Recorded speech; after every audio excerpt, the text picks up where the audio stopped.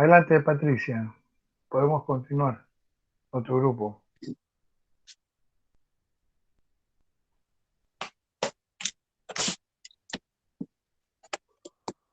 Eh, ¿Quién está en la exposición, Patricia?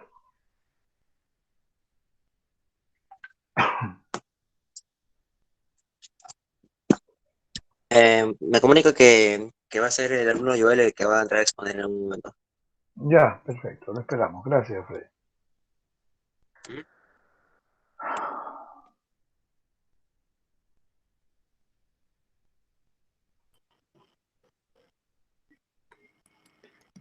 Buenos días. ¿Cómo está, señor Joel? Buenos días. Qué gusto en saludarlo. Vamos a continuar. Entonces estamos con el señor. Ya. Ya pues, Sigamos. profe. Continuamos, Joel. Qué gusto en saludarlo. Ya, muy bien. Ah, Muy bien. Nos quedamos en la regresión lineal. Bueno, había dicho que este método nos permite pronosticar la demanda. Eh, Se caracteriza porque agrupa una variable dependiente con una o más variables independientes, ya sea el tiempo, el precio, el producto, entre otros. Y esto lo plasma en una ecuación lineal, la cual vemos allí en el gráfico, y igual a más bx, donde y es la variable dependiente y x la variable independiente. En la siguiente diapositiva vemos el ejemplo, ¿no? Tenemos las ventas de una empresa durante los 12 primeros trimestres. Lo que se pide hallar es cuánto serán las ventas en el periodo 13. Muy bien, lo que vamos a hacer es utilizar los datos que ya tenemos de las ventas anteriores y utilizar la fórmula de la ecuación lineal para poder reemplazarlo y de esta manera obtener así el valor de las ventas en el periodo 13. Para ello vamos a utilizar eh, el método de los números cuadrados, perdón, donde podemos ver a la derecha, podemos ver dos ecuaciones. La primera es para hallar el valor de B y la segunda el valor de A. Con estos dos valores ya podemos reemplazar en la ecuación en el periodo 13.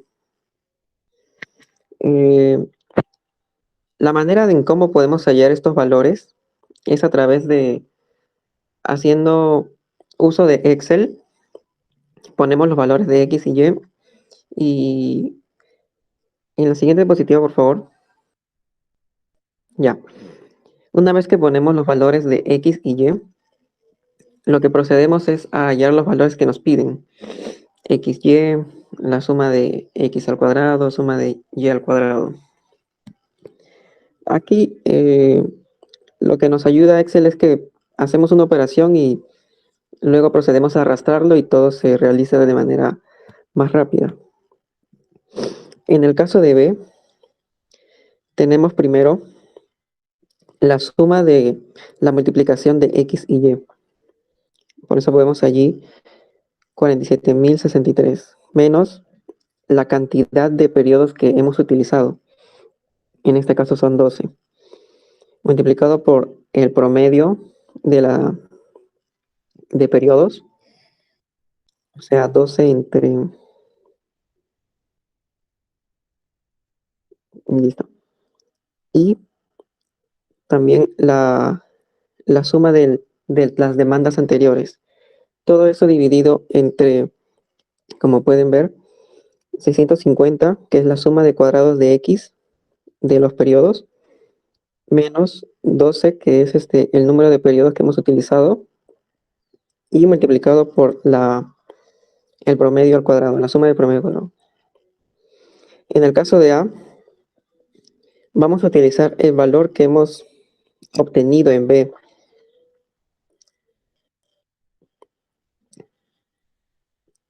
que sería 63.657. A ese valor multiplicado por el promedio de X. En la siguiente diapositiva vamos a ver los valores que nos dan ambos. B tiene el valor de 63,64 y A de 72.929. Ya. Estos dos valores, como ya los hemos hallado, ahora sí vamos a poder reemplazarlos en la ecuación principal que hemos presentado en la primera diapositiva. Ahora, lo único que nos quedaría sería reemplazar, porque queremos hallar el periodo, la demanda en el periodo 13. Entonces reemplazamos. A, que sería 62,929 por 13, que es el periodo que queremos hallar, más B, que lo hemos obtenido. Y esto nos va a dar 900.44. Muy bien, ese sería el valor que estamos pronosticando para ese periodo. Ahora, nosotros podemos graficarlo, como podemos ver en el... Pero sí. una pregunta. En todo caso, porcentualmente, ¿cuánto representaría ese aumento de 900.44 con respecto al año 12? Porcentualmente, si en el 12 fue 799, porcentualmente, ¿cuánto representa? ¿Un 5, un 8, un 3? ¿Cuánto porcentualmente? ¿Lo has sacado así? Si queremos hallar el porcentual, debemos hacer una resta de la venta del periodo 13 con el periodo 12. Claro. Y eso dividirlo. No lo has sacado, no lo has sacado, ¿no? No lo has sacado. No, pero se puede sacar rápidamente restando y dividiendo. A ver un momento. Aquí quiero hacer ahí un comentario. Sí. A ver, por favor, si alguien tiene, puede sacar, por favor, desde el periodo 10, 11 y 12, cuánto ha venido subiendo las ventas porcentualmente en ese último trimestre, porcentualmente. ¿Cuánto ha venido subiendo? Del 10 a 11, porcentualmente, ¿cuánto subió? Del 11 a 12, ¿cuánto subió? Y ya podemos sacar de 12 a 13, ¿cuánto está haciendo esa proyección para el año 13?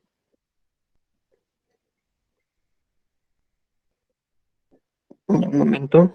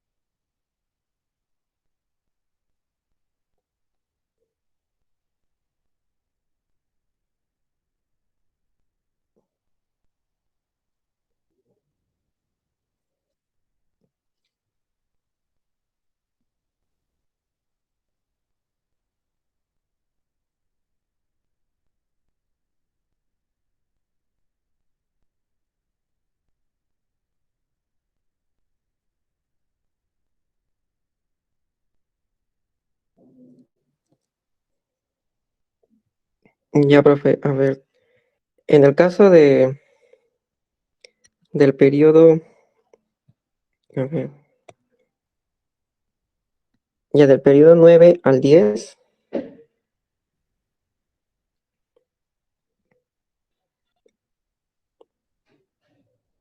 sí, del 10 al 11, perdón, ha crecido un 0,25%. Del 11 al 12 ha habido una disminución de 1,7%. Y en el último, a ver, 44 menos...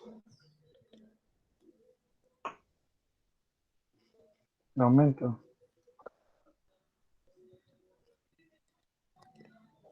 de 12,6%. A ver, por favor, ¿puedes repetírmelo nuevamente, las cifras, por favor?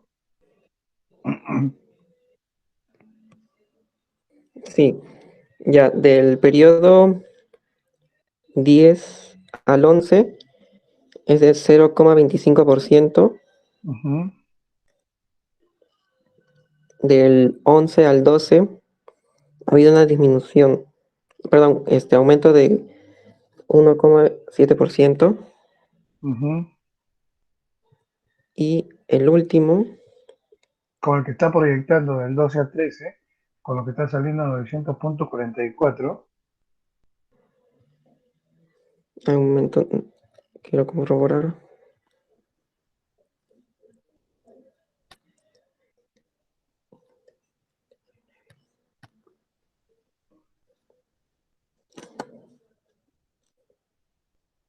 ya,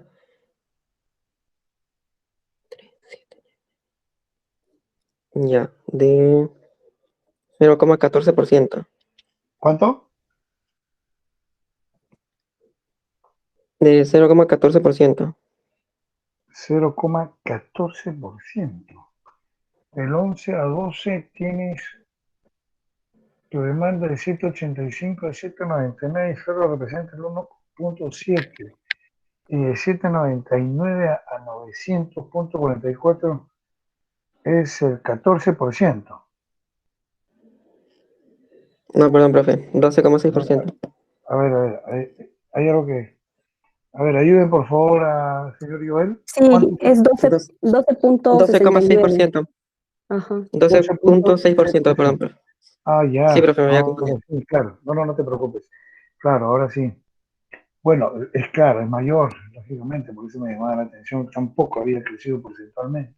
A ver, solo un análisis ahí. Con esa proyección, con esas cifras, utilizando porcentualmente, vamos a irnos a preguntarle al gerente de marketing, vamos a irle en todo caso a ver la viabilidad de un crecimiento de la demanda a razón de un aspecto comercial.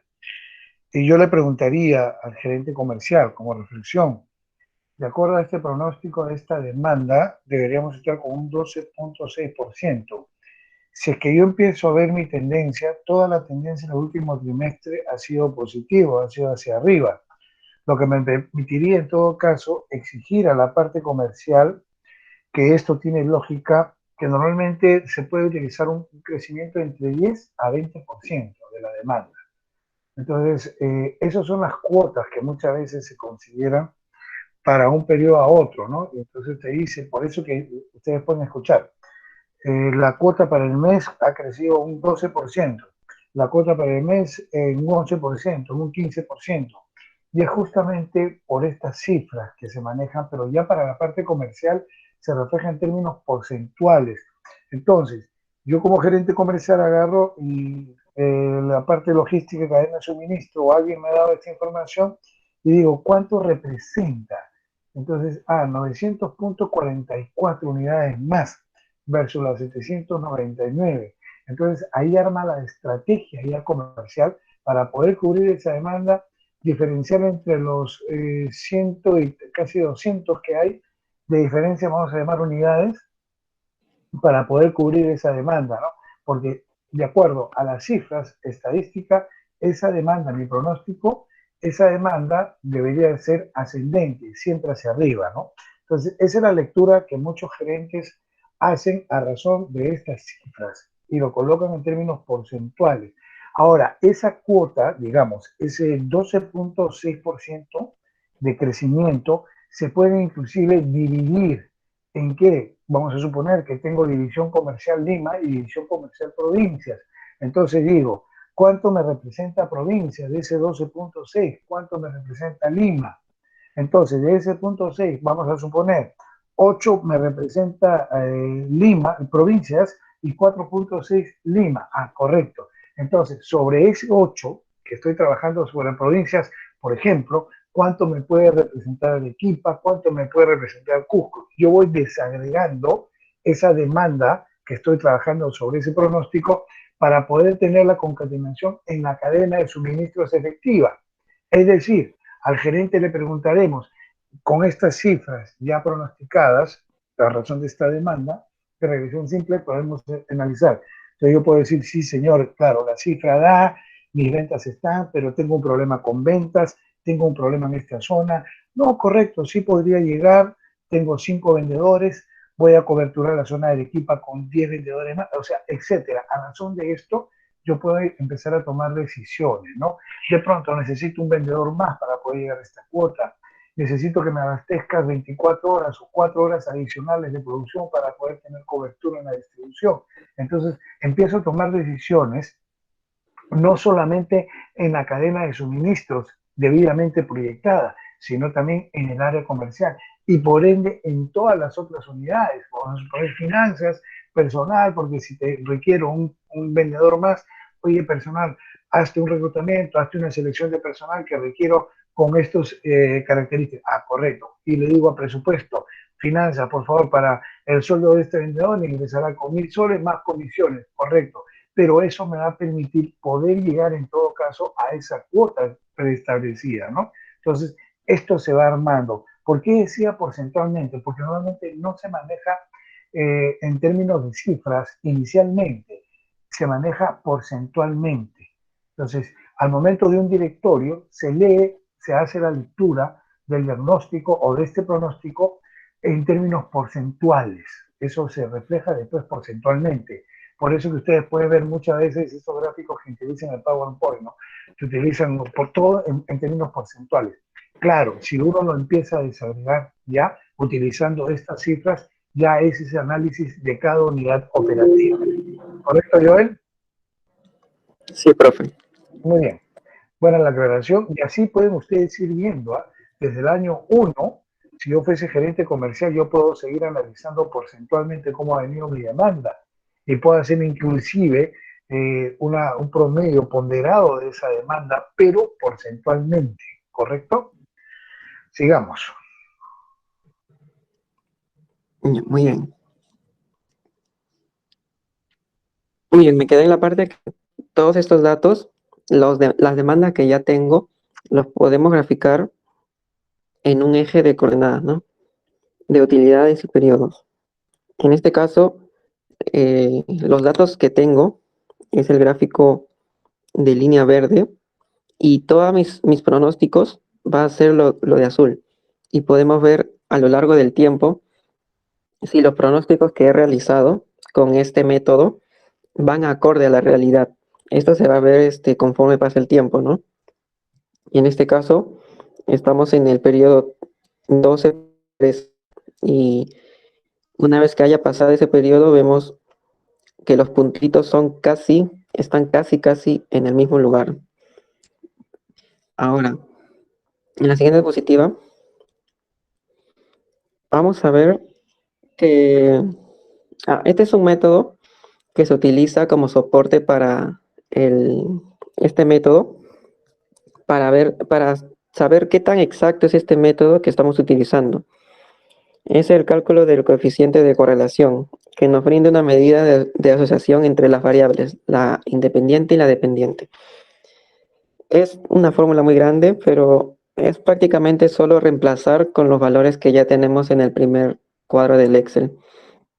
En este caso, el cálculo de este ejercicio, ya lo he hallado, tiene un valor de 0,975. Esto quiere decir que hay una correlación fuerte y positiva, porque se acerca a 1. Y eso lo podemos corroborar una vez que haya pasado el periodo 13 y ver si nuestro pronóstico estaba muy acorde a la realidad, lo cual es muy bueno. Ahora, en la siguiente diapositiva, vamos a ver la contraparte, ¿no? De que todos estos métodos, ya sea el método de regresión lineal, entre otros pronósticos de demanda, tienen sus inconvenientes. ¿Por qué? Porque durante el año o durante los años, no todas las temporadas van a ser iguales. Por ejemplo, si tú tienes un negocio que es de ropa, por ejemplo, de invierno, no todas las temporadas son iguales durante el año. No explica estos métodos no explican la estacionalidad. Por ejemplo, como estaba diciendo, si nuestro negocio se basa en tejidos de lana, vamos a ver que va a haber una disminución cuando llegue la temporada de verano, por el motivo que bajan las temperaturas y etcétera, ¿no?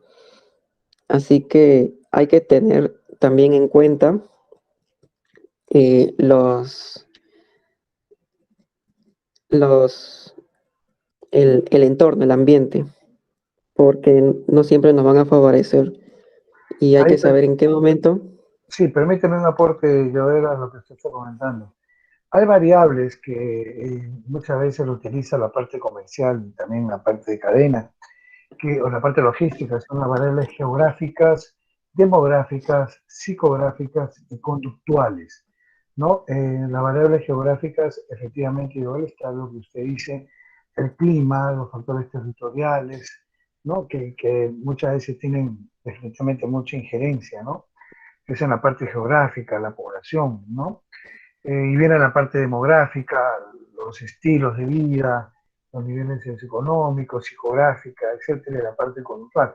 Pero básicamente podemos orientar esto a algunas variables netamente geográficas y por ahí también una parte demográfica. Inclusive algunos estudiosos hoy en día hablan que es también la parte conductual, la parte psicográfica, ¿no? Porque entendiendo muchas veces el consumidor cuando, por ejemplo, hay una tendencia, esa tendencia te ayuda a aumentar la demanda que muchas veces no fue prevista por una moda inesperada, ¿no? Entonces te aumenta la demanda y el pronóstico al momento de cuadrarlo no lo tenías porque salió una moda o salió una noticia que puede aumentar tu demanda y por un efecto un poco de cultura, un poco de comportamiento de moda, de tendencia, la gente lo empieza a comer y lógicamente la demanda aumenta, ¿no? Y no lo tenías previsto, ¿no? Entonces, hay factores que es importante siempre tenerlos en consideración, ¿no? Como el geográfico, psicográfico, demográfico y conductual. Sigamos, Joel. Ya. Sí, así es. Hay variables que tenemos que tener en cuenta, sobre todo las que no están las que no podemos controlar, ¿no? Bueno, esos serían los dos métodos que les he traído para hacer los pronósticos los pronósticos cuantitativos con datos históricos que la empresa ya tiene y puede utilizar para poder estimar. En la siguiente diapositiva creo que sigue mi compañero Frank. Muy bien, muchas gracias, Joel. Muy interesante. Muchas gracias. En realidad, solo un aporte complementario. Estas técnicas que ya de por sí ustedes la están tocando, la pueden volver a tocar inclusive, y es más, estoy seguro que la van a poder desarrollar más en algunos cursos complementarios, inclusive se utiliza también para el tema de investigación de tesis, cuando utilizan las variables dependientes e independientes, que utilizan este método correlacional regresivo, que te ayuda a determinar la demanda proyectada para justificar tu investigación. Entonces, es bueno que, bueno, acá lo estamos tocando únicamente como una pincelada, no es una materia al 100% que nos podamos, pero hay materias que más adelante sí se van a tener ustedes que especializar, analizar más estas técnicas, porque inclusive hasta en la tesis la van a hacer. Muy bien, continuemos. ¿Quién es el señor? Yo creo que continúa, por favor. Sí, mi compañero Frank. Lo que pasa es que él está trabajando en el BCP y ha estado pidiendo permisos para poder dar Los los exámenes. exámenes y las clases.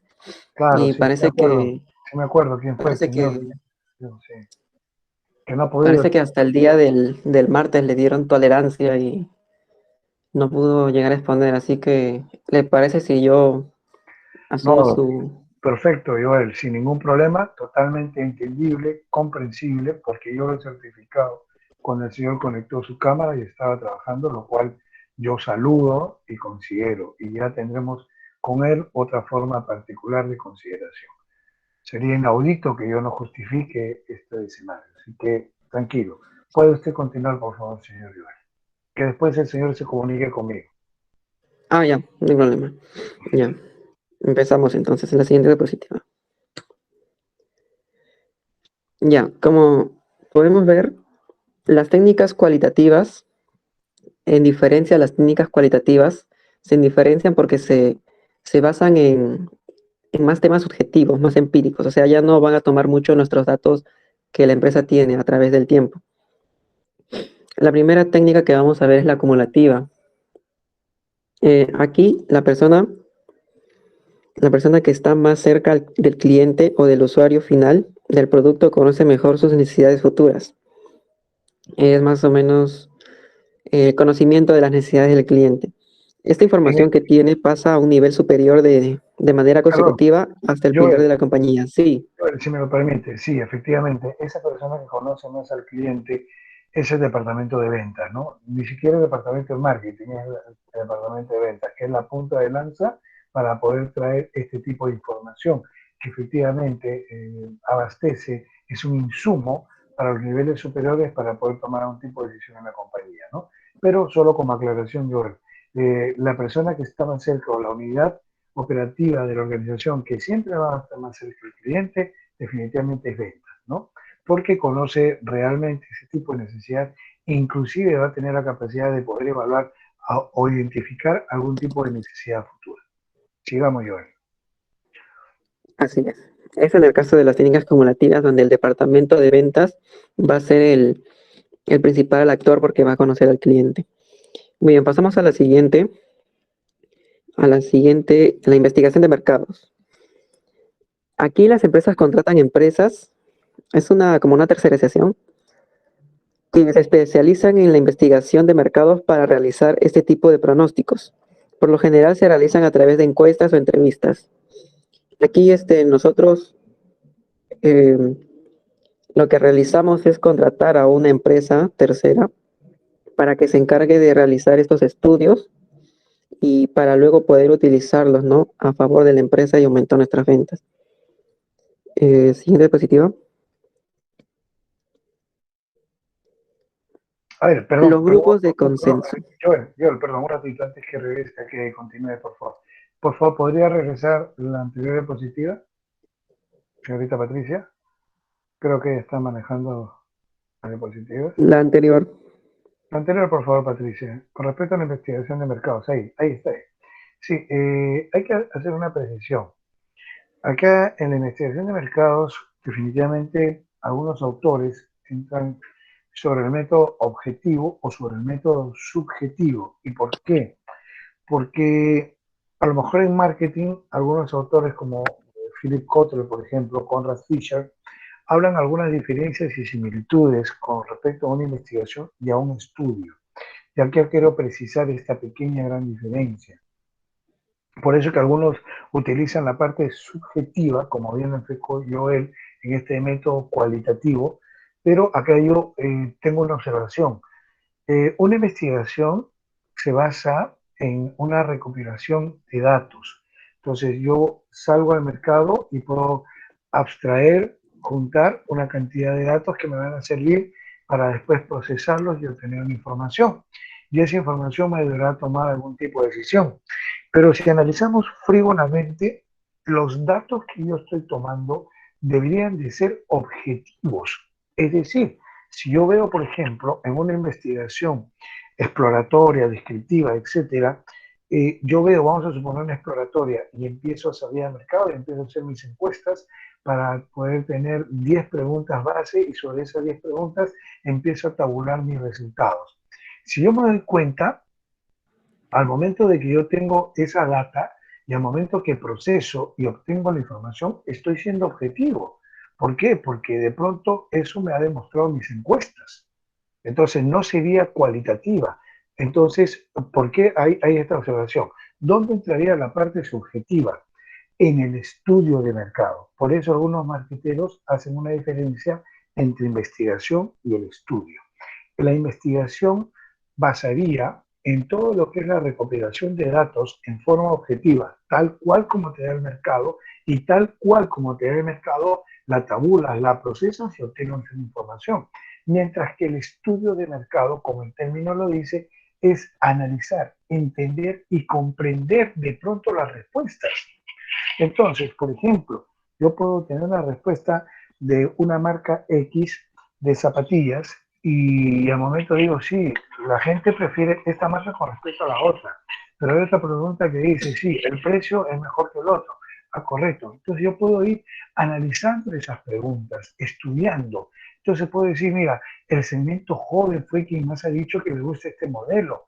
Y al segmento adulto no le interesa tanto el modelo, pero le interesa el precio. Ahí estoy estudiando. Y eso más bien sería la parte subjetiva, como usted muy bien, Joel, lo comentó, que sería la parte cualitativa, ¿correcto? Mientras que la parte cuantitativa sí sería tener los datos tal cual la recopilación de la investigación me está arrojando. Eso es lo que se hace muchas veces para que se entienda el ejemplo en las elecciones, por ejemplo, en las elecciones presidenciales municipales. Entonces ustedes han escuchado hablar de esta famosa a boca de urna, ¿no? Que nos sale estas empresas encuestadoras y te dan los resultados del posible ganador con más o menos un 3-4%. Es porque efectivamente los datos están así, efectivamente. Entonces, el dato no se miente. Entonces, a boca de urna tenemos tal dato. Pero entonces ahí vienen los comentaristas, los analistas, que empiezan a comprender, a ver los resultados, a ver por qué podría ser este posible candidato, por qué podría ser el otro. Ese es el análisis, ese es el estudio. Entonces, para poder entenderlo y comprender, porque no vaya a ser que alguien diga, pero sin investigación de mercados, ¿por qué es cualitativa? Debería ser más bien cuantitativa. Por eso justamente, porque algunos especialistas hablan, perdón, que la investigación de mercados está orientado a la recapitulación o a juntar la mayor cantidad de datos posibles en forma objetiva, trasladarlos y presentarlos. Ah, correcto, eso es cuanti. Pero si es que yo proceso y los entiendo, los analizo y trato de tener un punto de vista que a lo mejor puede ser distinto a otro especialista, esa es la parte subjetiva. Por eso que algunos autores utilizan la parte cualitativa en la investigación de mercados, entendiendo que es por análisis e interpretación, más no por los datos, porque los datos no cambian, ¿correcto? ¿Sí? Con esa precisión, Joel, no sé si alguien tiene alguna pregunta o duda, que quede claro bien esto, porque no vaya a ser que ustedes digan a algún otro autor de investigación de mercados cómo va a ser cualitativa. No, es cuantitativa, porque los datos son exactos, reales, lo que te trae el mercado. ¿Sí? Definitivamente eso no es, pero son los datos procesados que vas a tener la información, y tal cual. Mientras que el estudio es un análisis, es entender. Ahí viene la parte cualitativa y o subjetiva. ¿Sí? ¿Les quedó claro? Preguntas, por favor. Roberto Montes, ¿te quedó claro? Sí, profesor, me quedó muy claro. ¿Sí? Muy bien. Nicole Escares. Sí, Brenda, dime, ¿alguna pregunta? Pero un ejemplo entre una investigación cualitativa con un estudio cualitativo. Es que la investigación es a juntar la mayor cantidad de datos posible, Claro. Sí. Mientras que en la parte cualitativa de esta investigación se debería versar en el estudio, en el análisis y en la comprensión lectora de esos datos. Es el entendimiento, que puede ser basado por una persona, es lo que se llama un juicio de expertos. Entonces, es un juicio de expertos que te va a dar una opinión, pero es la parte cualitativa de esta investigación. Es el análisis, mientras que la investigación como tal es la parte cuántica. Por eso, algunos marcan esa pequeña diferencia, Brenda. Ahí, profesor. Y ahora sí. Por eso sí, entre muchos, ustedes pueden encontrar, ahorita voy a poner un caso, si me lo permiten, Brenda. Sí. Le voy a contar un caso, si me permite también, Joel, un caso real, muy real, Sí, claro. para que se entienda. Ustedes recordarán los helados Bresler. ¿Alguien recuerda la Bresner. marca? Sí, a lo mejor estaban muy niños, helados Bresler. Es una marca chilena que llegó hace unos, será unos 18 años más o menos, o 20 años. A lo mejor estaban ustedes muy niños de pronto, muy pequeños, pero les cuento más o menos un poco esta historia para que puedan entenderla, ¿no?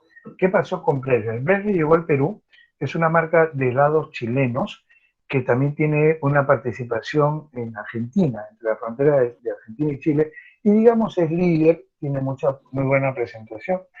Y Bresler quiso entrar al Perú e hizo, de pronto, sacó un aviso, en esa época no había tanta tecnología, sacó un aviso en ese entonces en el área del comercio para buscar algunos especialistas que efectivamente, como Joel lo ha dicho, se terciariza y ellos lo tercerizaron y buscaron una serie de empresas que puedan ayudarles a esta investigación de mercado. Recuerdo mucho que me presenté yo con un grupo de profesionales, o sea, como empresa, porque pedían empresa, ¿ya? Y nos presentamos porque nos pareció interesante y conocíamos un poco este escenario. Pero se presentaron otras empresas más y en un congreso que hubo de empresarios tuve la oportunidad de asistir y encontré justo a uno de los que había ganado, entre comillas, esta adjudicación de este concurso, de esta convocatoria. Entonces me dijo, sí, hermano, hemos tenido la suerte y me explicó quiénes eran, esta empresa, etcétera. Pero como a los 2 días me llama y me dice, Pedro, tú no sabes lo que me han hecho, me han cancelado después de que habíamos nosotros ganado. ¿Y por qué? Porque se lo dieron a un grupo de alumnos, ojo con esto, del último ciclo de una importante universidad que es muy conocida, con su profesor, para que ellos lo puedan direccionar y hacer esa investigación. Bueno, le digo, entonces te quedaste, sí, bueno, no hay ningún problema. Entonces, hicieron el trabajo de investigación los alumnos con su profesor, juntaron una serie de datos, pero en forma independiente y paralelo, Donofrio, por salvaguardar, porque era la competencia directa, también hizo un estudio, hizo una investigación para poder ver su cadena justamente de producción, cómo podía mermar, etcétera. Y en ese entonces había un conocido y nos llamó a un grupo de amigos para que podamos hacer, a un grupo de profesionales para que podamos hacer justamente esta investigación. Pero fíjense lo curioso, no era tanto una investigación de lo que ellos estaban, sino más bien un poco una investigación de qué pudiese ser la competencia, en este caso esta empresa chilena, con respecto al mercado, a ver si podían mermar en algo su cadena de abastecimiento, suministro. Entonces, efectivamente, esto se dio, empezamos a hacer un trabajo y nos dimos con una sorpresa, que al momento de que sale Bressler al mercado, Bressler salió con unos carritos muy parecidos a los de Donofrio, pero en lugar de amarillos los pintaron de rojo. Las personas jalaron muchos distribuidores de Donofrio porque conocían con mejor beneficio económico y en lugar de uniformarlo de color amarillo, el uniforme típico de Donofrio, le pusieron un uniforme rojo y negro, todo era rojo y el sombrerito, el gorro era el que pide la parte negra. Y así era el uniforme. Entonces, la investigación que ellos arrojaron, efectivamente había la posibilidad de un aumento de consumo en la demanda de más o menos un 43%, que en el mercado de Lima podría, perdón, podría significar bastante atractivo para cualquier empresa. Y entonces ellos dijeron sí, con esta cifra, con este comportamiento del consumidor, etcétera, estaban convencidos que les iba a ir muy bien. A la par, por eso les digo, miren las otras variables, a la par, había un programa de televisión en ese entonces de la señora Laura Bozzo que se llamaba Laura en América. Y esta señora Laura Bozzo tenía una secuencia que se llamaba Todo por Dinero. Entonces, las personas que en ese entonces eran muy humildes, iban y se presentaban al canal con la finalidad de poder tener algún ingreso económico por algún reto, entre comillas, que le ponía la producción de este canal, de esta señora, el programa. Entonces habían señores de comedores, gente humilde, y esto fue noticia, yo no les engaño porque esto se una noticia, inclusive después se demostró que era una manipulación a favor del gobierno por eso también fue una de las condenas que tuvo la señora Laura Bozzo. Entonces tomó en su programa a dos personas muy peruanos, una persona de una tez ya un poco más de color, morena, y una persona tez como nosotros, muy cholo. Entonces los fajó, les puso unos buzos, les puso unas sudaderas, les puso una corredora, y esta gente empezó a correr por más o menos 20 minutos, estaban sudando fuertísimo, y las señoras estaban al frente. Entonces, espero que nadie esté almorzando porque les voy a contar algo que no es muy agradable. Entonces, cuando la gente estaba esperando, salen los muchachos estos bastante sudados y la señora llama a unas personas y dice, a ver, los empezaron a untar con mermelada en sus distintas partes del cuerpo, en la axila, por el estómago y también por el pie. Entonces la señora dijo, 50 soles a aquella persona que le saca la mermelada con la lengua, a esta persona. Y hacían este escenario, hasta que llegaron a los pies. 100 soles, 200 soles por la señora que saca con la lengua esto, la mermelada a estos señores. Y aunque le parezca mentira, hubo señoras que por necesidad lo hicieron. Al día siguiente la prensa, mucha prensa que estaba en oposición, sacó un artículo como el siguiente, ¿no? Laura Boza humilla a mamás haciendo chupar la pata, la pezuña de tal persona, ¿no? Otro titular, Laura hace lamer patas de peruanos. Y fíjense la circunstancia, esta empresa tenía un producto de sus helados que se llamaba el pata pata y que tenía efectivamente la forma de un pie, coincidentemente. Entonces, como había hecho mucha publicidad esta empresa de sus helados, y uno de ellos era el famoso pata pata, que ustedes lo pueden googlear cuando quieran, tenía la forma de pie y coincidió con eso. Entonces, fíjense, cuando sale al mercado, hubo una zona que inclusive me llamaron para presenciarlo físicamente en San Martín de Porres, específicamente en la calle Lima, que está con el cruce de la avenida Universitaria, y ahí habían salido unos cochecitos. Entonces empezaron a bajar por el Jirón Cajamarca, por calle Lima, en San Martín de Porres, con el cruce con la avenida Universitaria, los cochecitos estos ya con sus productos, ya estaban saliendo al mercado. Pero una cosa muy curiosa, por eso iba a estos factores, para que vean cómo la demanda muchas veces proyectada de algún profesional a veces cae en algunos errores justamente por análisis de estudio. Donofrio tiene una característica, sale con sus cochecitos, pero tiene una trompeta, una bocina que está debidamente patentada. Ese sonido que utilizan los trompeteritos de Donofrio está registrada. Entonces Breller no tenía otra opción porque no podía imitarlos. Entonces, ¿qué hizo? Puso música. Entonces, de pronto, algunos cochecitos tenían música muy al estilo americano, cuando salen estos americanos ice cream, que salen con sus cochecitos al estilo americano con música, que habrán visto en algunos dibujos, quisieron hacer ese concepto. Pero ¿qué pasaba en esta zona? En esta zona la música era un sinónimo junto con la campanita de otra connotación. O sea, tocaban la campanita y o tocaban la música. Pero ¿qué pasa en esta zona de San Martín de Porres? En ese entonces tenía una connotación. Se tocaba la campanita o se tocaba una música y la gente salía pensando que era el basurero y se llevaba sus cajas, su bolsa de basura y se encontraba con un heladero de esta empresa que estaba justamente pasando por ahí. Entonces, fíjense la connotación y adicionalmente la gente empezó a asociar la famosa pata pata con el comercio, con la parte que hizo la señora Laura Bozo en su programa del pata pata. Entonces hubo ahí un comportamiento del consumidor que de pronto en esa investigación, que efectivamente salía positiva para la demanda, con los pronósticos de datos históricos de esta empresa, salía favorable, pero no le fue favorable en el estudio, en el análisis del comportamiento del consumidor. Ahí estuvo el error, entre otros, porque ahí tuvo problemas con SUNAT, ya tuvo problemas con ministerios, etcétera. ¿Y en qué derivó esta empresa? Que fue muy poca la participación que tuvo en el mercado peruano y fue muy poca su presencia.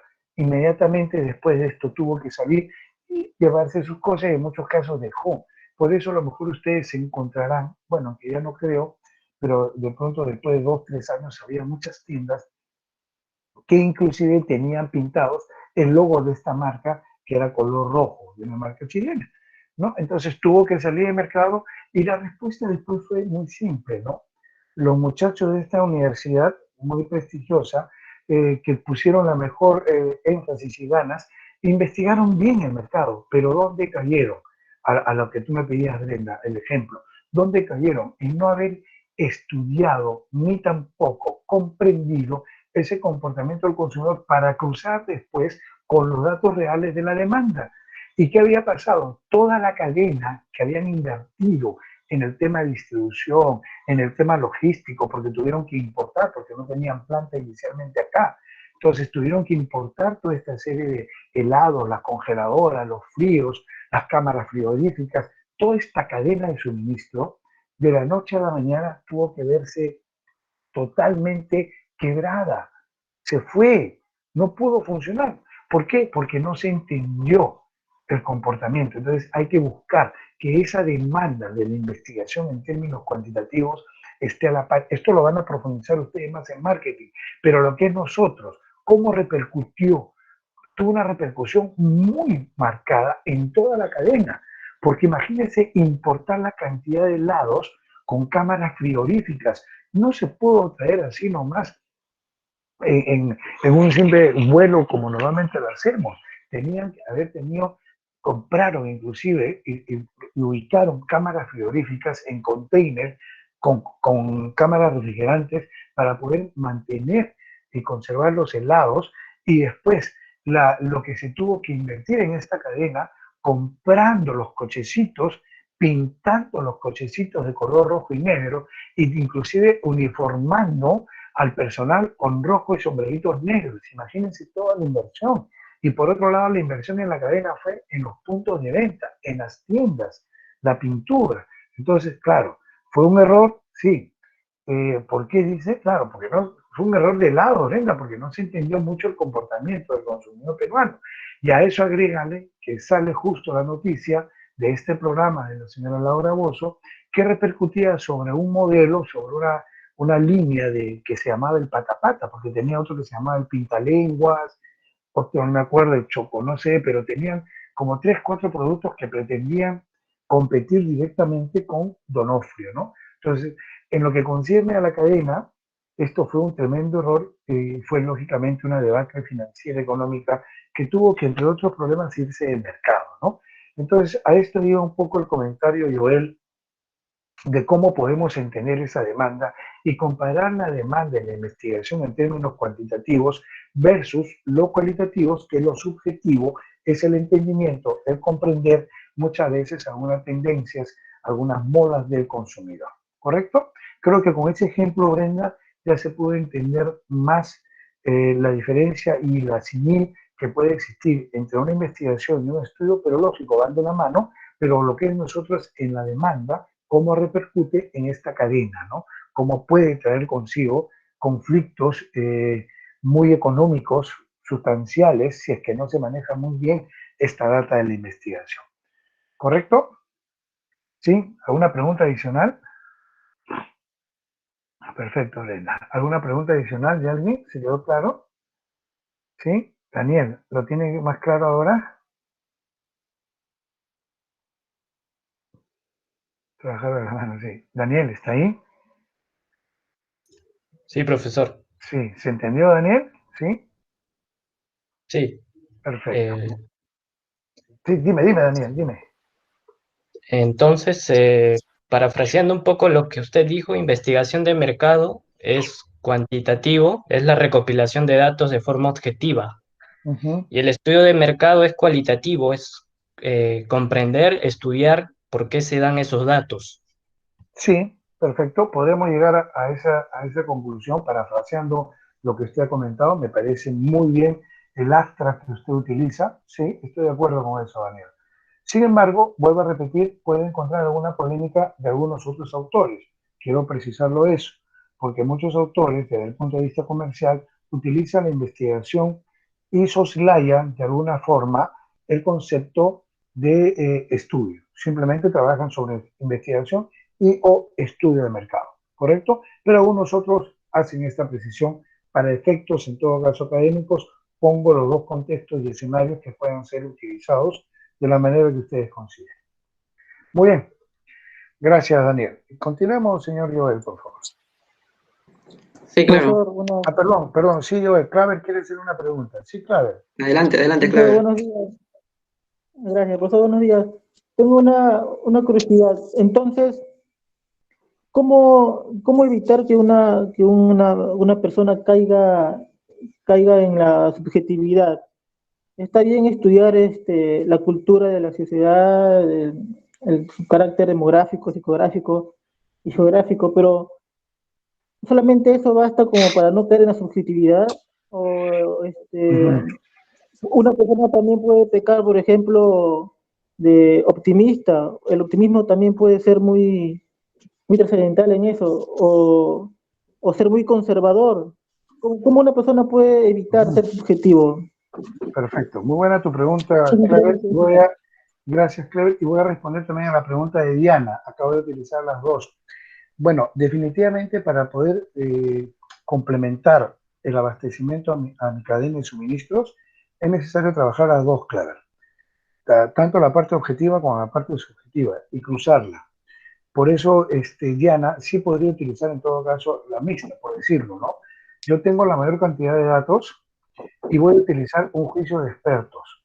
Pero el juicio de expertos, para poder entender, hacerlo, digamos, subjetivo, no solamente debe versar en un juicio de expertos unilateral, sino puedo también complementarlo con otras personas más para que puedan dar. El juicio de expertos tiene que tener basado en dos contextos, la experiencia y el conocimiento.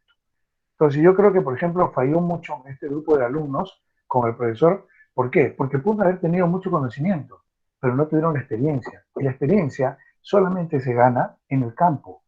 Entonces acá fallaron en ese contexto, ¿no? Entonces, de mi modesto punto de vista, Diana y Claver, deberíamos trabajar la subjetividad respaldándonos con cifras objetivas de los datos reales, pero también complementando con otros juicios de expertos que puedan tener la experiencia versada en la calle, en los años de servicios, en los años de prestación, de hacer trabajos que se complementen.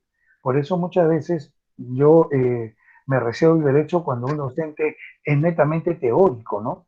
Y nunca, por ejemplo, ha salido a hacer un trabajo de campo, de una investigación de mercados, de un método exploratorio, de un método de observación, ¿no? Que pueda abastecer en todo caso el término a la cadena de suministros. O sea, nos ha tocado el caso, no sé si ustedes recuerdan este caso de Plaza Vea, cuando trajo el Plaza Vea móvil, y el primer Plaza Vea móvil que se investigó para poder realmente ver la factibilidad fue el que está en la Avenida Brasil, con el cruce de la Avenida Bolívar, en Pueblo Libre. Entonces, ahí, por ejemplo, se trabajó justo para ver el tipo de abastecimiento que podía tener Plaza Vea para poder abastecer posteriormente no solamente al local como tal, sino un modelo referencial para todos los clientes más o menos a 20 cuadras alrededor. Tuvimos que hacer un método de investigación, pero fue observatorio, nada más. Por ejemplo, ahí fue nada más observación directa, ¿no? Que es otro método, pero es subjetivo, fíjate, porque nosotros, fíjate, Clever, ¿eh? Nosotros lo que mirábamos es una bolsa y decíamos, mira, en ese cochecito hay plata. ¿Cuánto habrá de plata? Esa señora está con el coche lleno, hay más de 300 soles, 200 soles, mira, ese coche está lleno. Pero de pronto salía una persona con una bolsa más pequeña y decía, uy, este ha comprado poco, ¿no? No se puede ver qué hay adentro, pero este ha comprado poco. Pero sin embargo, ahí viene la parte subjetiva. Si yo me daba cuenta en ese cochecito, a lo mejor había mucha verdura, mucho papel higiénico, y a lo mejor no sumaba más de 100 soles. Y a lo mejor en esa bolsa pequeña yo tenía una cámara fotográfica que costaba 1000 soles. Fíjate entonces, mira cómo estoy complementando la parte objetiva con la parte subjetiva. A pesar que estoy viendo la compra tal cual, que es la objetividad, estoy siendo subjetivo al decir, mira, en ese coche hay más plata que en esa bolsita. No. Entonces, ¿cómo se tenía que corroborar eso? Con los tickets de compra. Entonces, ahí podías evaluar la cantidad en dinero de esa señora con ese cochecito versus el señor con esa cámara. Entonces, ahí se complementan los dos. Entonces, tú como una persona que está realizando el trabajo, puedes ser subjetivo. Pero si yo no tuviera el criterio de un juicio de experto, decir, pero en esa cámara, ¿qué cosa puede haber? Yo ponía fácilmente esa cifra. Y con esa cifra ya tenía un dato, pero ese dato iba a ser inexacto. Es lo mismo cuando hace, por ejemplo, nos tocó trabajar un poco en la plaza, que está en la plaza de Hacho, en la plaza Trujillo. Si alguien conoce, antiguamente había un puente que está en la par del Palacio de Gobierno, que es el puente Trujillo, que colinda con el RIMAC, el puente de Chabuca Granda. Y ahí había una bajadita que se iba para la vía de evitamiento. Y esa callecita, esa escalera era congestionadísima. Pero a una empresa se le ocurrió hacer una investigación de mercados entre las 7 y 8 de la mañana. Entonces, a esa hora, 7 y media, un cuarto para las 8, la gente estaba corriendo para poder llegar temprano a las oficinas, sobre todo en el sector público. Y estos muchachos corriendo atrás de esta persona haciendo las encuestas. Cuando se empezaron a procesar las encuestas, se dio un caso que después llegó a mis manos para el estudio, ¿no? que todo era perfecto, todo era bonito para esa empresa. Podían comprar, podían gastar, todo. Entonces yo empecé a analizar. Yo decía, ¿pero en qué horario han ustedes hecho la encuesta? Ah, la hemos hecho entre 7:30 y 7:45. ¿Y cómo te respondía la gente? Bueno, la gente corriendo a veces me respondía así nomás, rapidito. Ok, no es lo mismo, por ejemplo, hacer una investigación de mercados porque la gente puede responderte en forma rápida simplemente por salir del apuro.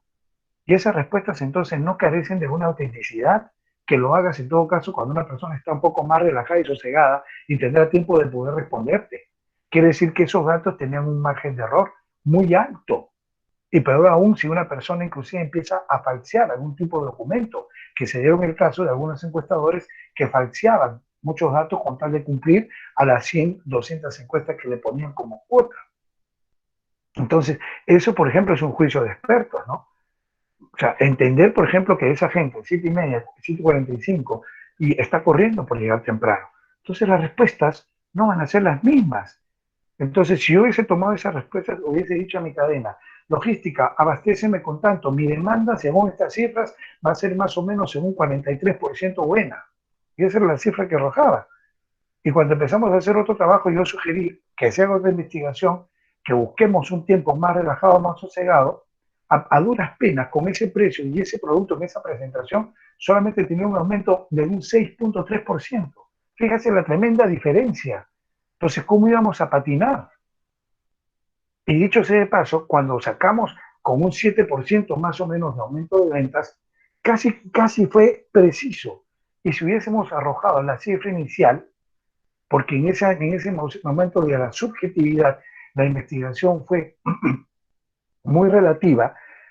Entonces, acá viene un poco lo que decía, el juicio de expertos, el entender, el comprender, el analizar. Esa es la parte cualitativa. La parte cuantitativa no la puedes tocar, porque es lo que te dice tal cual. Entonces, ahí viene el complemento clave. Entonces, es importante complementar, Diana, se puede utilizar las dos, lógico. Esto es un matrimonio entre investigación y estudio, y hay un matrimonio, porque ambos van a arrojarte la demanda que puede estar debidamente involucrada para que tú en tu cadena puedas abastecer realmente a ese pronóstico. Porque imagínate en el caso, más de 40%, más de 38% iba a ser la diferencia. Y eso representaba en cantidad de plata, ustedes no se pueden imaginar. Y el gerente estaba cabezón, oye, mis cifras están arrojando que voy a tener una demanda muy buena, mira, en 15 días la encuesta es lo que nos ha salido. El hombre estaba feliz, el hombre decía, vamos a vender súper bien. Pero cuando yo empiezo a analizar frívolamente las cifras, dice, esto me parece mal. Y peor aún, cuando encontramos que muchos encuestadores en la investigación habían falseado documentos, habían falseado información. Entonces, imagínate si nosotros hubiésemos comprado la cantidad de insumos, materia prima, para poder establecer todo el proceso de transformación de este producto de acuerdo a esa demanda. Sonábamos. Entonces, tener claro eso, y Nicole, con eso un poco respondo a las preguntas de los dos, ¿correcto? ¿Sí? Muy bien, interesante su pregunta. Muchas gracias. Gracias a ti, Claver. Muy bien, Diana, no sé si tienes algún complemento. Perfecto. Ah, la lista, profesor. Sí, gracias, Freddy, por hacerme acordar. Es que me apasiono, empiezo a hablar y a pesar de que estoy muy mal de la garganta.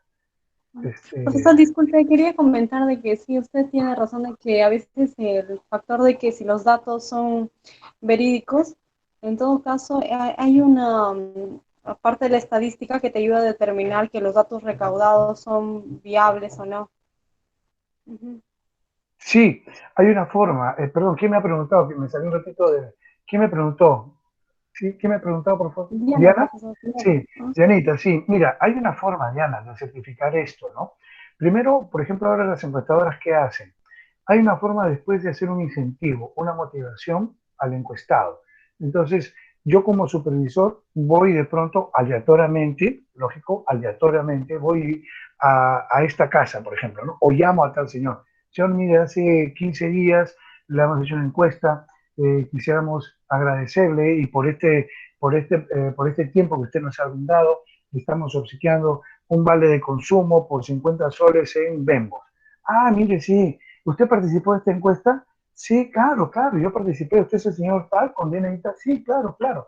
Ah, perfecto, entonces usted se adjudica esto. Entonces, usted ya está comprobando que efectivamente el señor fue encuestado. Y por ello puedo preguntar otra cosa, señor. ¿Y qué le pareció la encuesta? Ah, mira, sí, muy interesante la pregunta.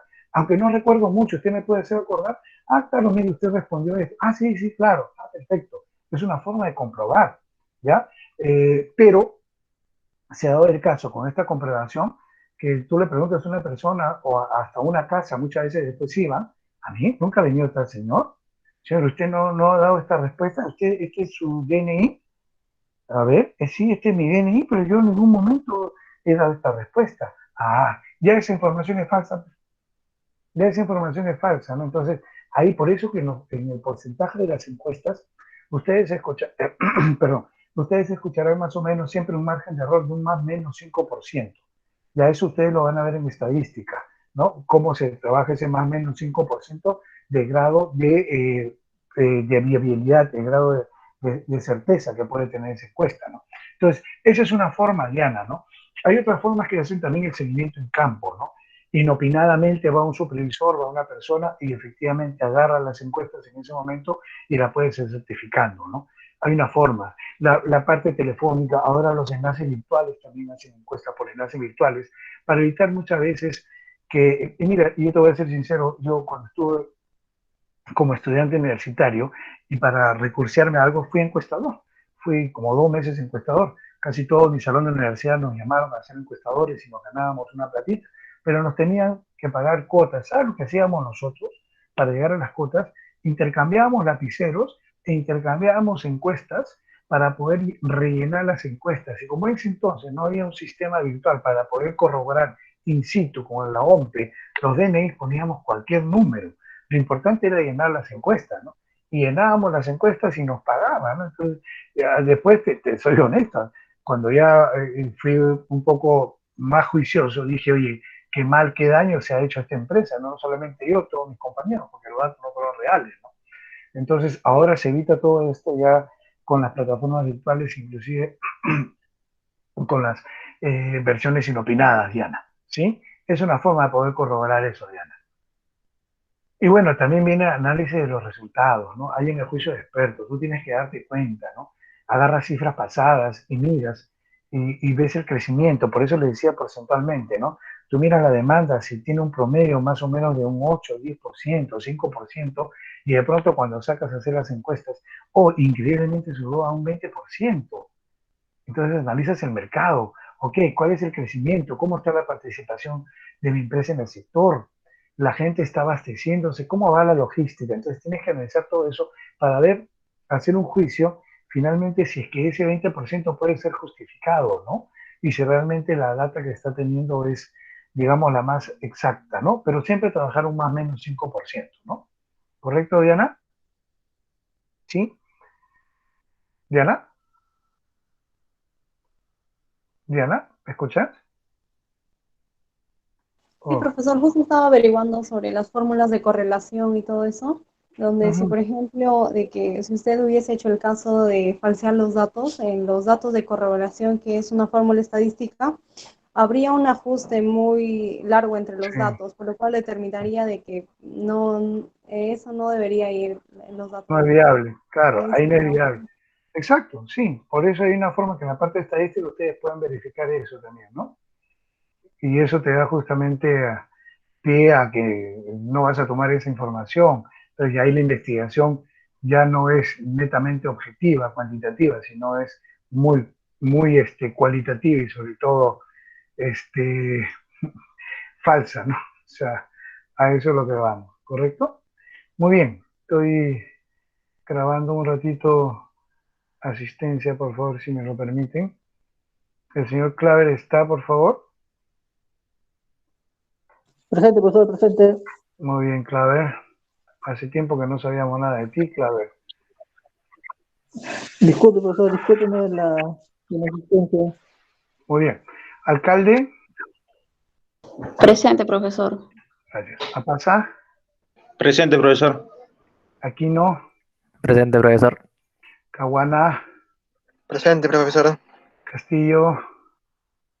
Castillo. Presente, profesor, buenas tardes. Buenas tardes, señor Castillo. De la Cruz. De la Cruz.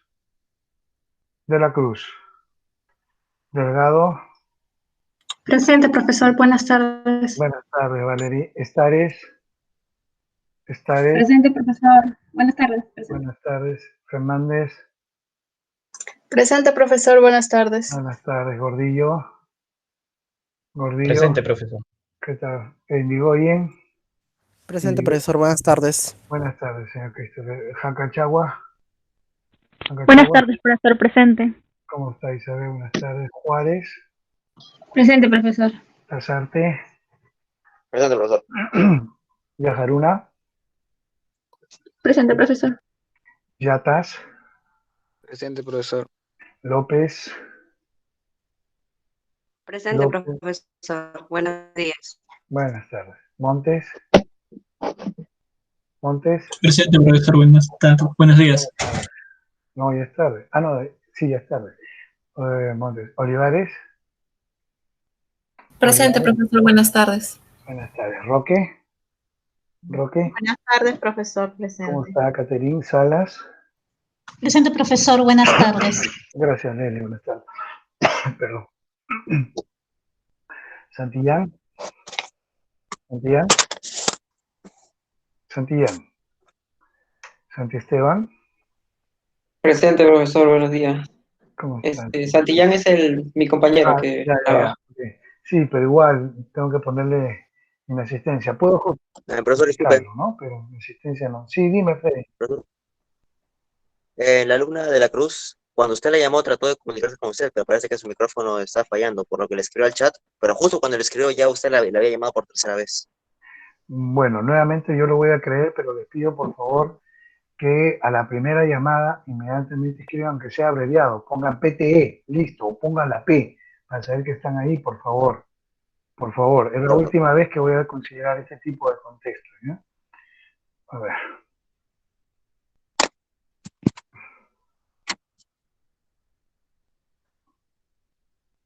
Porque si están, están, pero si no están, y abren solamente su micrófono, mejor dicho, se activan y no están, pues en la clase, ¿no? Sosa. Está conectada en el chat, profesor. Gracias. Sí, Sosa me escribió en un momento. Sotelo. Sotelo. Está en el chat, profesor. Perfecto. Sudario. Presente, profesor. Buenas tardes. Buenas tardes, Madeleine. Tixe. Presente, profesor. Buenas tardes. Buenas tardes, Janet. Tinoco. Presente, profesor. Buenas tardes. Brenda Valida también está. Valenzuela, Enrique. Presente, profesor. Vega. Buenas tardes, profesor. Presente. ¿Cómo está? Y Roberto Villar. Presente, profesor. Buenas tardes. Muy bien, buenas tardes. Listo, grabamos. Cerramos la asistencia. Listo, ya está. Muy bien, vamos a continuar. Señor Joel. Salió su pantalla, Joel. Joel. Sí, Joel. profesor. Sí, por favor. Muy bien, entonces les he contado unas experiencias que ustedes pueden trabajar lo que es investigación de estudio. Aparte, ¿cuál es la Panti como lo explicó muy bien el señor Daniel? Continuamos, por favor, señor Joel. Ya, muy bien. En grupos de ascenso. Con la idea de que dos cabezas piensan más que una, se extrapola que con la idea de que un grupo de personas ocupan diversas posiciones pueden desarrollar un pronóstico más confiable que un grupo más reducido.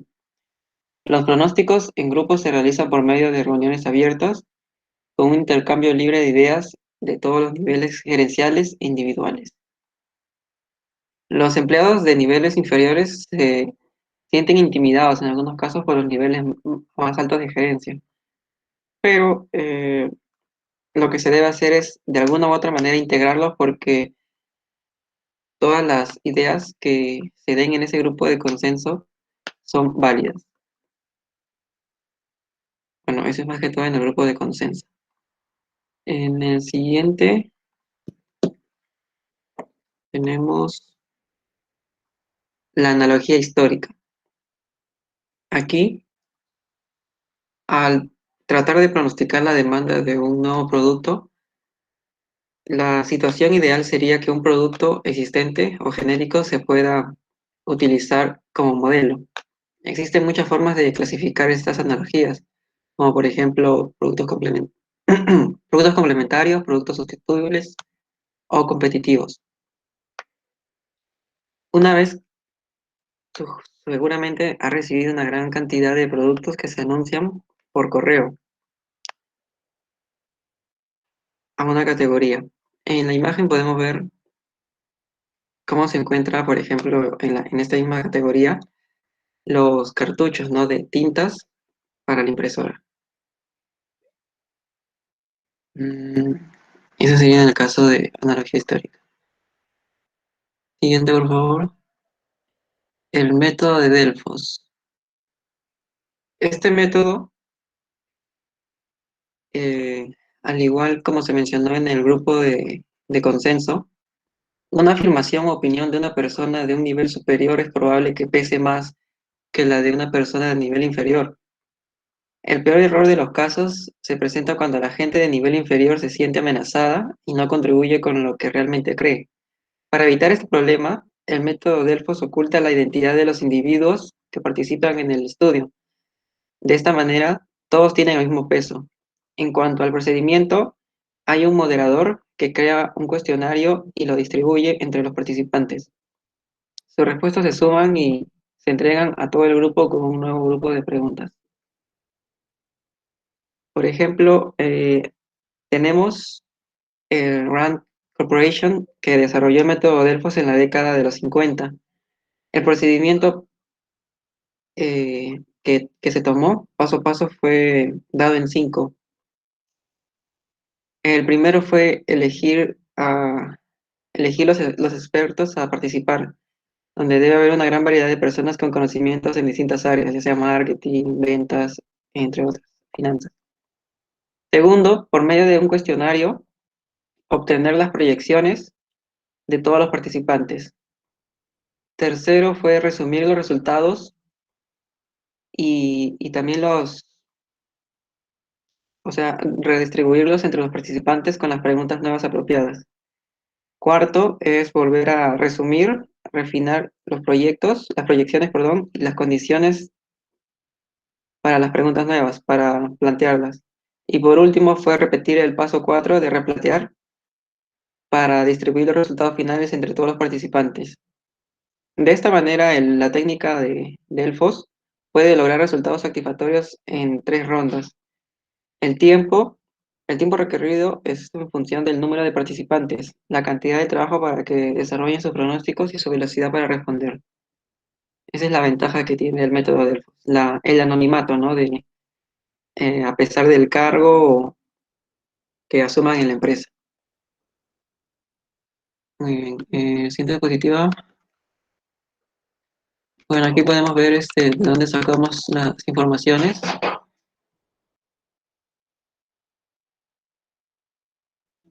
Y bueno, eso sería todo. Muchas gracias. Muy bien, muy bien. Solamente con respecto a la parte del método Delfos, efectivamente, se dice que la persona que puede tener mayor jerarquía, mayor experiencia, puede ser mejor aportante en este tipo de cuestionarios, ¿no? Pero también es subjetivo, ¿no? También por eso entra la parte subjetiva, no entra la parte objetiva, porque puede cambiar algunas cosas. Y de pronto hasta otros factores como la predisposición a poder responder y poder analizar este tipo de trabajo, ¿no? Muy bien, muchas gracias, Joel, muy interesante, lo felicito, fue muy didáctico, muy puntual. Profesor, disculpe, tengo una consulta. Sí, Roberto. Justamente sobre, viendo el método Delfos, he visto de que talento humano y el curso de calidad lo ven con visiones distintas, lo que es el tema de participación, porque en calidad nosotros lo vemos por jerarquías, en cambio en talento humano dice que no debería existir jerarquías, como que al momento que realizan este aporte para una organización con sus laboradores de diferentes posiciones, tienen una visión muy distinta. Y no sé si lo hacen porque es su curso o porque hay diferentes maneras de verlo. No, voy por lo segundo, Roberto. Son distintos ángulos, distintas partes experienciales, distintos puntos de vista. Ahora, se puede tomar como referencia, inclusive algunos métodos similares antiguos, ¿no? O referenciales, ¿no? Pero básicamente es el segundo, ¿no? Los distintos puntos de vista, los distintos ángulos. Por eso que es bastante subjetivo. Ahí hay que complementar mucho con la parte objetiva, porque es como también el focus group, ¿no? Que también te lleva a tener cifras, efectivamente, son datos, te pueden arrojar probabilidades muy buenas, ¿no? Pero depende también muchas veces hasta la predisposición de la persona que va a ser analizada, investigada, ¿no? Entonces, por eso que este tipo de casos, inclusive algunos hasta le dan un incentivo económico adicional, ¿no? Entonces, eso depende mucho, Roberto, ¿sí? Pero más bien lo digo porque he visto empresas donde anteriormente también había elaborado de que tienen una visión de talento humano, pero aplican otra visión. O sea, hacen anunciar una cosa, pero aplican otra. Sí, lo que pasa, Roberto, que cuando hablamos del talento humano tenemos que hablar un poco de las competencias, las capacidades, ¿no? Hay un libro ahí que les sugiero que lean, bueno, me estoy saliendo un poquito del curso, pero igual, a tu pregunta, Roberto, lean a Marta Allens, que es una argentina, que desarrolla mucho el tema de las competencias y talentos, justamente, ¿no? Entonces, sí, es probable que te dicen una cosa, pero llegado la hora no es lo que realmente se puede dar al momento del análisis del método, Roberto, ¿no? Entonces, depende mucho también de la filosofía de la organización para poder complementar ese tipo de investigación. ¿Ok, Roberto? Sí, profesor, muchas gracias. Muy bien. Ya nos está ganando la hora. Bueno, en todo caso, dos precisiones, por favor. Antes que me olvide, por favor, el grupo de la señorita, perdón, el grupo de Patricia, por favor, y el grupo de Patricia, que va a terminar con el señor Joel, y el anterior grupo, que fue el grupo de, déjame acordar de quién fue, no me encuentro de quién fue el anterior grupo. El delegado de las artes. De Freddy Lazarte, ¿no? Sí, gracias, Patricia. Por favor, le voy a agradecer que me envíen su material. No me están enviando el material. Sí, se le envié, profesor. ¿Cuándo, Patricia? ¿Hoy mismo? ¿Ayer? ¿La semana pasada? No, la semana antepasada, me parece, antes del examen. Patricia, Una semana antes del examen. Sí, mil disculpas. En todo caso, como me llegan N correos a mi corporativo y a mi personal, es probable que se me haya pasado y no los haya podido ver con anticipación.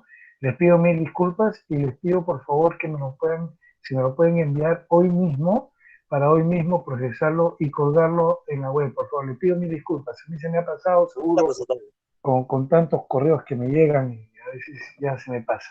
Bueno, más bien, como ya se lo pasó también al delegado y al grupo del salón, en todo caso que lo mande el delegado para que usted reciba un solo correo.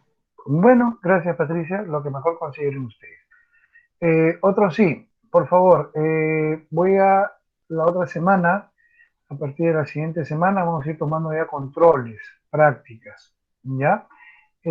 Voy a tomar hasta lo que ha expuesto el grupo de Patricia, lo que es el pronóstico, demanda, hasta acá voy a tomar, por eso es importante que me manden el material para poder sacar las preguntas.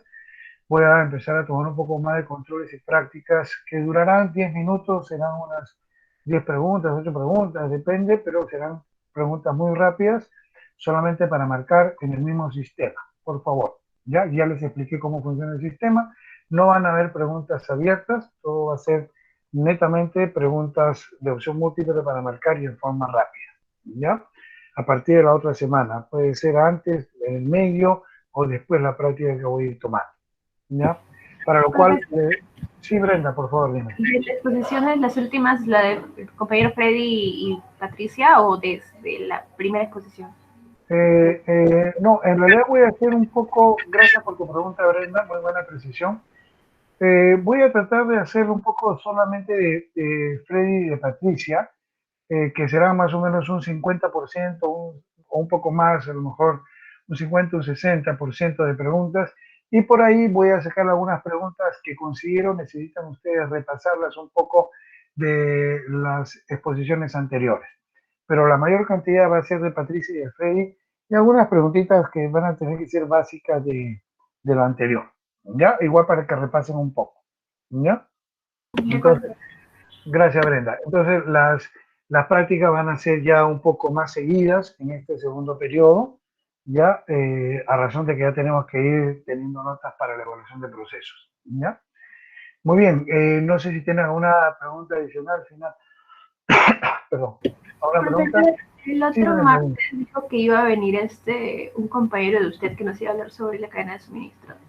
Sí, estoy coordinando bien con él, sino que parece que uno de sus familias ha caído con COVID y yo lo fui a ver justo la semana pasada, que todavía él estaba bien, e inclusive estoy un poco medio hasta preocupado también porque sé que me duele mucho la garganta y he estado con él. Pero déjenme coordinarlo bien y bueno, igual en el horario a lo mejor les cae de sorpresa y ya están ustedes ya listos con él. Hoy voy a confirmarlo y cualquier cosa me comunico con ustedes, por favor, Brenda, ¿ya? Pero igual eso no exime también del control rapidito, ¿eh? Porque sí, el control no durará más de 10 minutos. ¿Ya, Brenda? Ya. Muchas gracias. Muy bien. Otra pregunta, por favor. Muy bien. Todavía nos queda, creo, 5 minutos. Roque, ¿estás ahí? Sí, profesor, buenas tardes. ¿Cómo está? Por favor, ¿podremos empezar en 5 minutitos algo, señorita Roque? Ya, bueno, en 5 minutos se puede avanzar algo, aunque sea el título. Ya, las va a compartir. Salvo mejor parecer del auditorio, pero yo creo que podremos aprovechar este minuto, salvo mejor parecer del auditorio. Si ya están con hambre, están cansados. Lo que pasa es que me explayé mucho en la anterior presentación hablando un poco de los impactos de la investigación y estudio, pero considero que era necesario precisarlo por el impacto que tiene la cadena de suministro, ¿no? En todo caso, trataré de hablar un poco menos ahora. Adelante, Caterina. Ya, gracias, profesor.